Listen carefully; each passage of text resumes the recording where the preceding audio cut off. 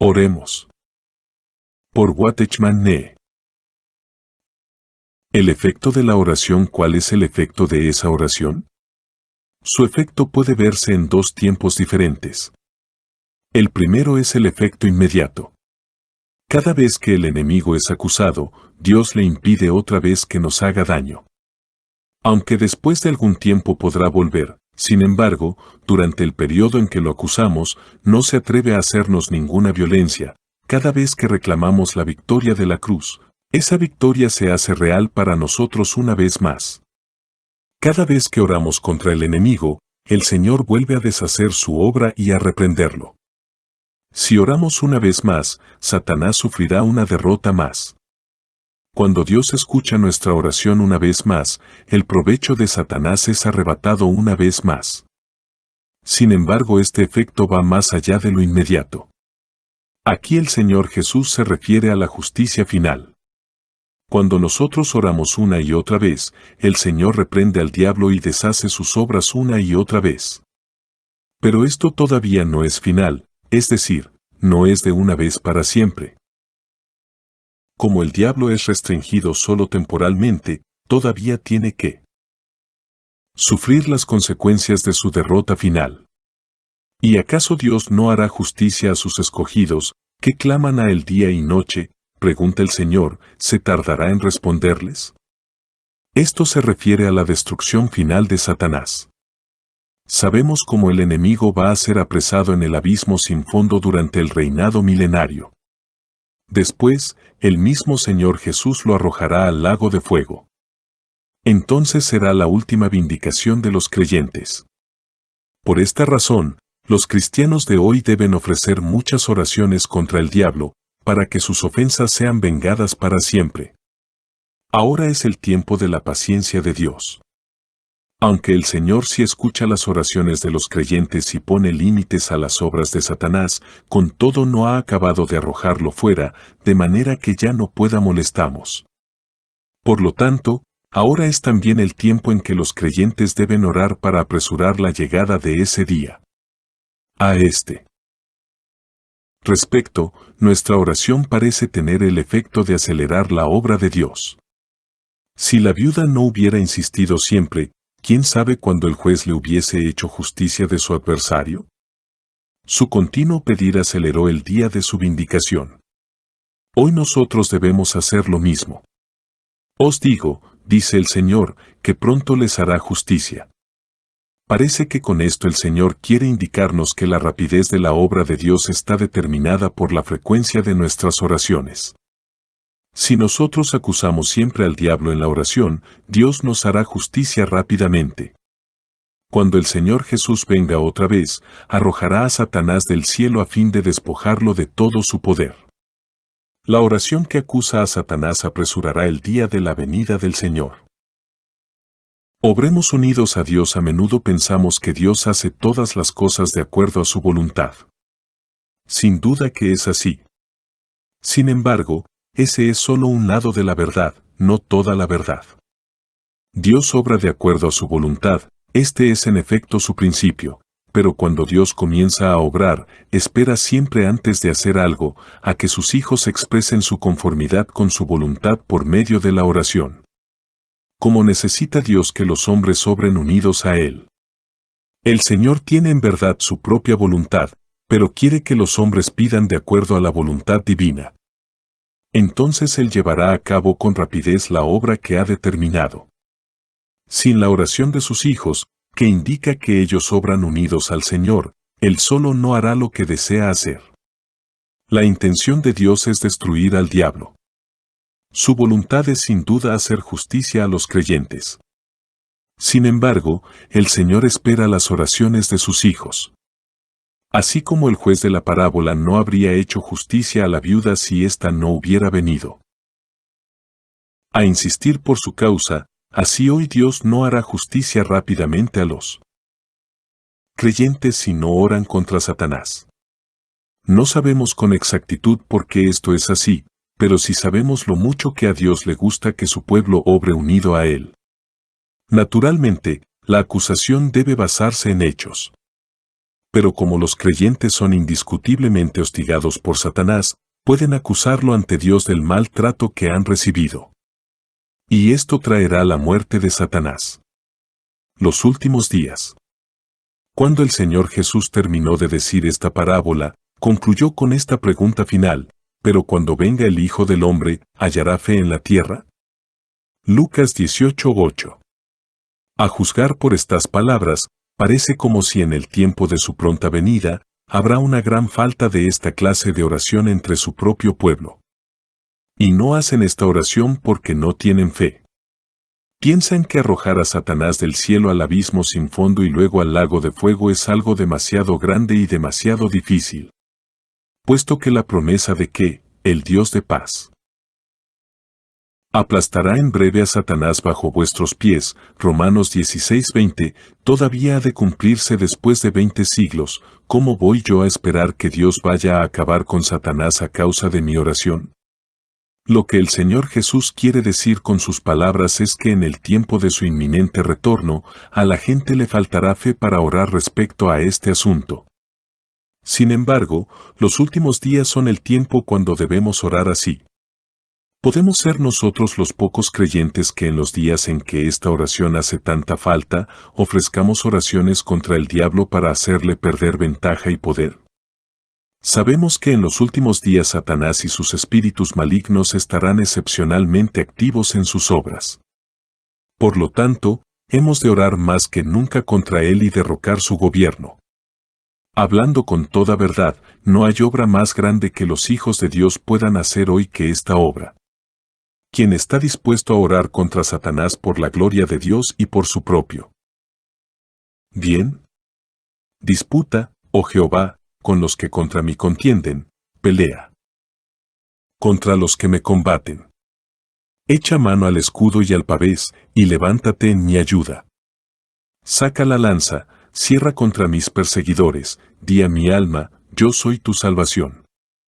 Son avergonzados y confundidos los que buscan mi vida, sean vueltos atrás y avergonzados los que mi mal intentan. Sean como el tamo delante del viento, y el ángel de Jehová los acose. Sea su camino tenebroso y resbaladizo, y el ángel de Jehová los persiga. Porque sin causa escondieron para mí su red en un hoyo, sin causa cavaron hoyo para mi alma. Muévete y despierta para hacerme justicia, Dios mío y Señor mío, para defender mi causa. Salmo 35, 1-7, 35, 23. Oremos, por Watchman Nee. Capítulo 6. Observaciones sobre la oración. Primera. ¿Nos ha dado Dios suficiente provisión para la oración? Sí, Dios nos ha dado suficiente provisión en su Hijo por medio del Espíritu Santo. Si no fuera así, podríamos hallar motivos para no ejercer nuestro privilegio y nuestro deber de la oración. Pero gracias a Dios, el Señor nos ha provisto todas las condiciones para que estemos cerca de Él y vivamos en su presencia. Podemos resumir su provisión en dos palabras: confianza y ayuda. Consideremos primero la confianza. Confianza significa tener la habilidad de poner algo al cuidado de otro por buena fe, el denuedo de fiarse de él, la plena seguridad de depender de él y todo lo demás que implica esta actitud. En verdad esto supone muchas cosas. Pero una confianza así es esencial para la oración y para toda la vida cristiana. Si nuestra relación con el Señor está llena de indecisiones porque no tenemos ni la seguridad ni la confianza, toda nuestra vida se resentirá de una manera fatal. Fijemos nuestra atención en los siguientes pasajes de la Biblia. Así que, hermanos, teniendo libertad para entrar en el lugar santísimo por la sangre de Jesucristo, por el camino nuevo y vivo que Él nos abrió, y teniendo un gran sacerdote, acerquémonos con corazón sincero, en plena certidumbre de fe. Hebreos 10, 19-22. Por quien también tenemos entrada por la fe a esta gracia en la cual estamos firmes. Romanos 5, 2. Porque por medio de Él los unos y los otros tenemos entrada por un mismo Espíritu al Padre. Efesios 2, 18. En quien tenemos seguridad y acceso con confianza por medio de la fe en Él. Efesios 3, 12. La verdadera confianza tiene su fundamento solo en un factor, únicamente Cristo. Tenemos el privilegio absoluto de acercarnos a Dios porque Cristo mismo es ese privilegio. Este es el plan de Dios. En el nombre de Cristo podemos llegar al Padre a cualquier hora y desde cualquier lugar. Nosotros nunca nos presentamos al Padre en nuestro nombre o por nuestros méritos, porque esto sería simplemente imposible. Venimos al Padre solo en el nombre del Hijo. En Efesios 3:12 se dice que en Cristo Jesús nuestro Señor tenemos seguridad y acceso con confianza por medio de la fe en Él. Nosotros no venimos ante Dios presentándole nuestra indignidad, sino que es Cristo el que nos toma de la mano y nos lleva delante del Padre. Él lleva a la presencia del Padre a todos los que están lavados con su sangre, a todos los que han sido resucitados de entre los muertos, pues estamos revestidos de Él como nuestra ropa de justicia. Por lo tanto, nuestra confianza es el mismo Cristo. Ahora consideremos el término ayuda. Bienaventurados los que pueden acercarse a Dios con seguridad y confianza. Es cierto que tenemos este altísimo privilegio, y sin embargo sentimos tanto nuestra propia incapacidad, nuestra debilidad y nuestra insensatez, que no sabemos cómo hemos de orar.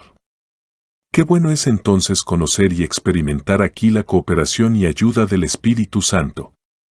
Y de igual manera el Espíritu nos ayuda en nuestra debilidad, pues que hemos de pedir como conviene, no lo sabemos, pero el Espíritu mismo intercede por nosotros con gemidos indecibles. Mas el que escudriña los corazones sabe cuál es la intención del Espíritu, porque conforme a la voluntad de Dios. Intercede por los santos, Romanos 8:26-27. Donde más claramente se manifiesta nuestra debilidad es en la oración. Ninguna otra actividad espiritual pone de manifiesto nuestra debilidad tanto como la oración.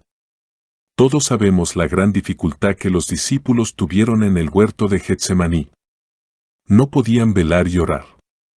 Sin embargo, gracias a Dios, nosotros tenemos al Todopoderoso Espíritu Santo que nos ayuda.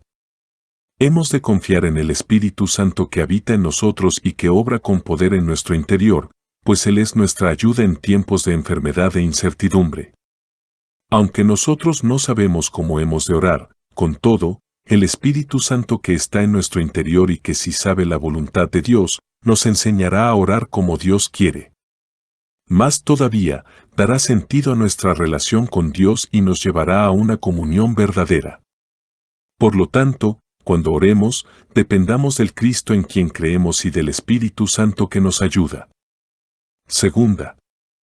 ¿Por qué Satanás trata de oponerse a la oración? Satanás está determinado a cortar nuestra comunicación con el cielo, por lo tanto, está dispuesto a pagar cualquier precio para estorbar la verdadera oración. Démonos cuenta bien claramente de que él ataca sin descanso tanto la oración de la iglesia como la de los creyentes. Él sabe que si tiene éxito en su ataque a la oración, ya puede descansar tranquilo. Por eso hemos de estar vigilantes y en guardia contra el enemigo, en especial cuando vamos a orar. Al defendernos de los ataques de Satanás, debemos poner especial atención a las áreas siguientes. 1. Satanás atacará nuestra confianza en el Señor. Él sabe que sí puede hacernos sentir nuestra indignidad e incapacidad, y que estamos perdiendo la confianza en el Señor, habrá destruido el ánimo para orar. 2. Algunas veces también nos ataca en el cuerpo, hasta en nuestros pensamientos y nervios u otros aspectos relacionados con él mismo. Cuando nos sentimos cansados y sin fuerzas, no nos gusta orar. Tomemos precauciones para no sentirnos así y poder vencer. Y en cuanto a las cosas que no podemos controlar, el Señor será responsable. 3. En ocasiones el diablo atacará el tiempo que tenemos reservado para la oración, tanto para la privada como para la que hacemos en la iglesia. Muchos han experimentado esto. El enemigo es muy sutil. Si no, puede lograr que el tiempo de la oración lo pasemos ocupados en otra cosa. Tratará por todos los medios que en ese tiempo no tengamos verdadera oración. Con frecuencia sí podemos mantener el tiempo dedicado a la oración, pero nos falta la vida de oración. 4. A veces Satanás ataca nuestra comunión constante con el Señor, levantando como una espesa pared entre Él y nosotros para que no podamos establecer contacto. Tal parece como si una misteriosa niebla nos apartara del Señor. 5. En último lugar, se propone empujarnos hacia la oscuridad para que no veamos la necesidad de la oración. Distraerá constantemente nuestra atención hacia otras cosas, para así herir nuestra vida de oración. Ojalá no caigamos nunca en esta trampa. Debemos mirar hacia el Señor, reunir mucho material para la oración y poner mucha atención a los intereses y a las necesidades de Dios. Nuestra responsabilidad en la oración es algo muy importante, por lo tanto, vigilemos y oremos. Tercera. Aparte de la oración personal, ¿a qué otra clase de oración debemos atender de acuerdo a la palabra de Dios? Debemos tener oración colectiva, que es la oración de la Iglesia. Cuando hablamos de la oración de la Iglesia, no por eso dejamos de ocuparnos de la oración privada ni de creer en la importancia de la oración personal. Pero veamos que es una regla en el reino de Dios, que lo que una persona no puede hacer en ciertos aspectos, debe ser hecho con la mutua ayuda de la comunidad. Sobre todo en el campo de la oración, es necesaria la ayuda mutua. Todos los que siguen al Señor de cerca, ven con frecuencia la necesidad de orar unidos con otros creyentes. A veces sentimos lo inadecuado de nuestra propia oración. En especial al orar por asuntos tan colosales como el reino de Dios, se requiere la fuerza de toda la Iglesia. El Señor dijo, mi casa de oración será llamada, Mateo 21:13. A esto podemos añadir, ¿cuál casa somos nosotros? Hebreos 3:6.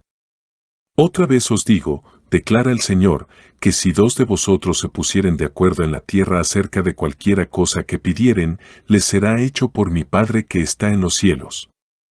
Porque donde están 2 o 3 congregados en mi nombre, allí estoy yo en medio de ellos. Mateo 18, 19-20.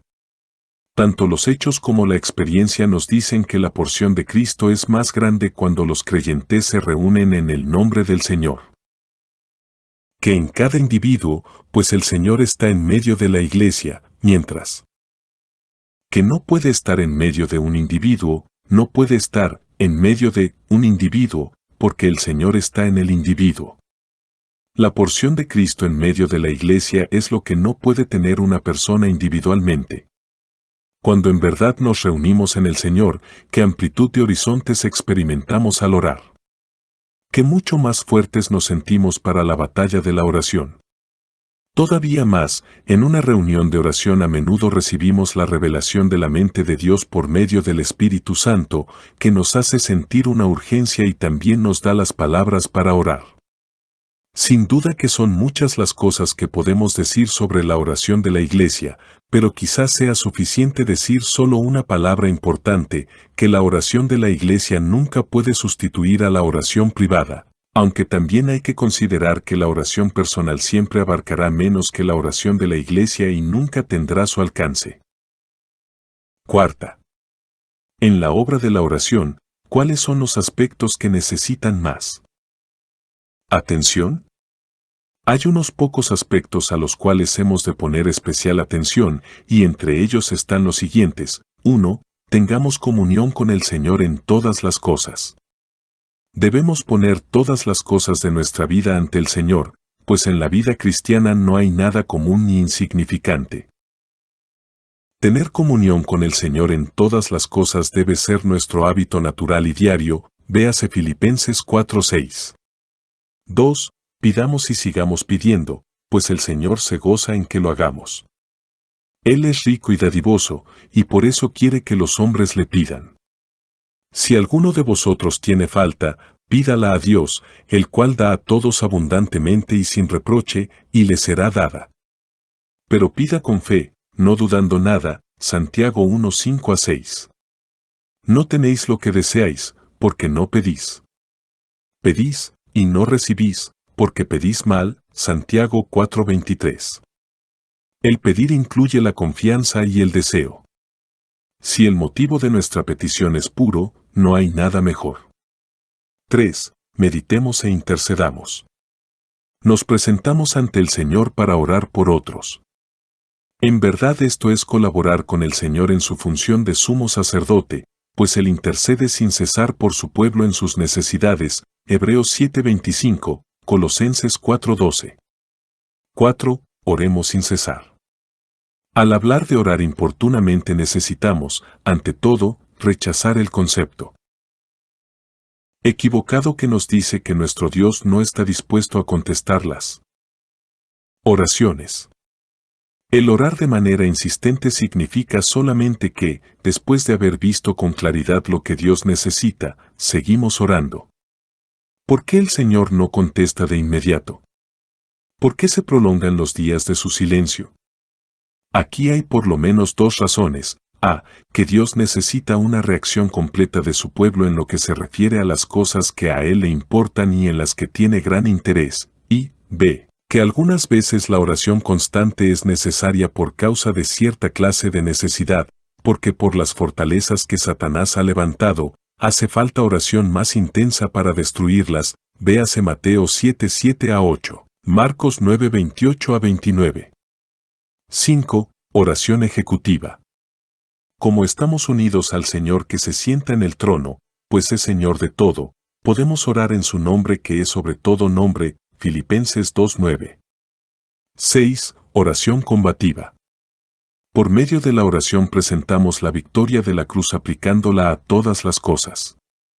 La táctica de la oración está tomada de la victoria del Señor, véase Efesios 6:10-20.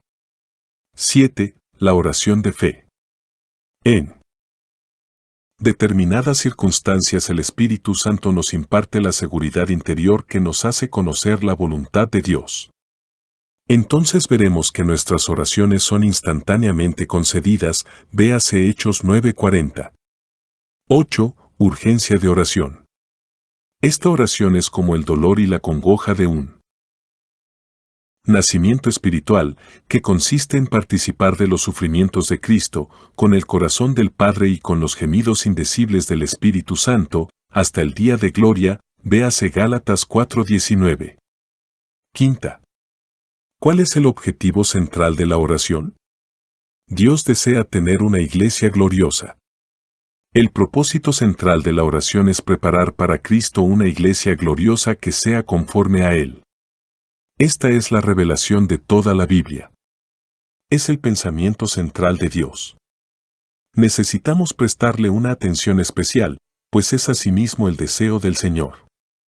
Antes de su crucifixión, Él expresó este pensamiento en la gran oración intercesora conservada en Juan 17.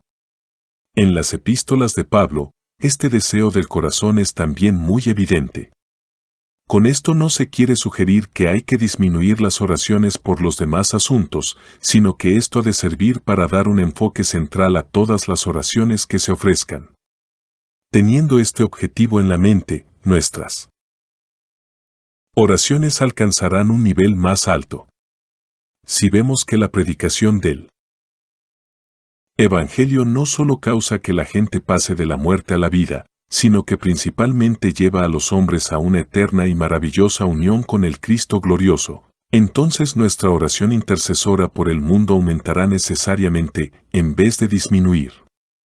Aún más, una de las grandes necesidades de hoy es hacer que el mundo, a través de la Iglesia, vea la gloria de Cristo. Por el poder del Espíritu Santo la Iglesia debe impresionar al mundo con el hecho de que ella es en verdad el canal de la bendición del mundo. En último lugar, es la determinada voluntad de Dios que nosotros tengamos una comunión más inteligente y más íntima con Él. El Señor quiere que nosotros, sus muchos hijos, vengamos a Él en su amado Hijo nuestro Señor Jesucristo.